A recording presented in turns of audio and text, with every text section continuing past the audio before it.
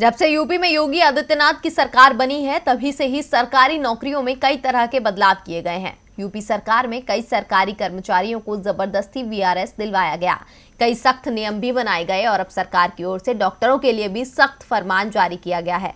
क्या है वो फरमान, आइए देखते हैं इस रिपोर्ट में। उत्तर प्रदेश में योगी सरकार जब से सत्ता में आई है तब से ही लगातार कुछ न कुछ बदलाव हो रहे हैं, फिर चाहे वो किसी भी विभाग में हो।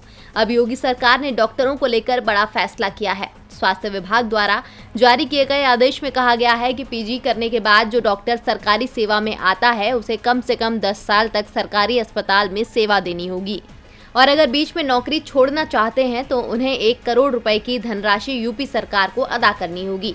अधिकारियों का कहना है कि सरकारी अस्पतालों में विशेषज्ञ डॉक्टरों की कमी पूरी करने के लिए सरकार ने नीट में छूट की व्यवस्था की है।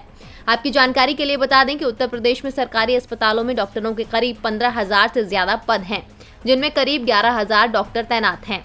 4,000 पद अभी खाली पड़े हैं। ग्रामीण क्षेत्र के सरकारी अस्पतालों में 1 साल नौकरी करने वाले एमबीबीएस डॉक्टर को नीट पीजी प्रवेश परीक्षा में 10 अंकों की छूट दी जाती है।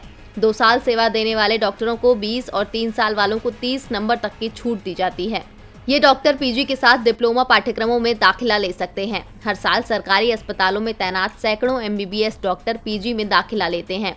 इस बारे में महानिदेशक डॉक्टर डीएस नेगी ने बताया कि अगर कोई डॉक्टर पीजी कोर्स अध्ययन बीच में ही छोड़ देता है तो फिर वो इन 3 साल तक दोबारा दाखिला नहीं ले सकेंगे। इसके अलावा आदेश में कहा गया है कि पढ़ाई पूरी करने के बाद चिकित्सा अधिकारी को तुरंत नौकरी ज्वाइन करनी होगी। पीजी के बाद सरकारी डॉक्टर सीनियर रेजिडेंसी नहीं कर सकते हैं। विभाग से इस दिशा में कोई भी अनापत्ति प्रमाण पत्र जारी नहीं किया जाएगा।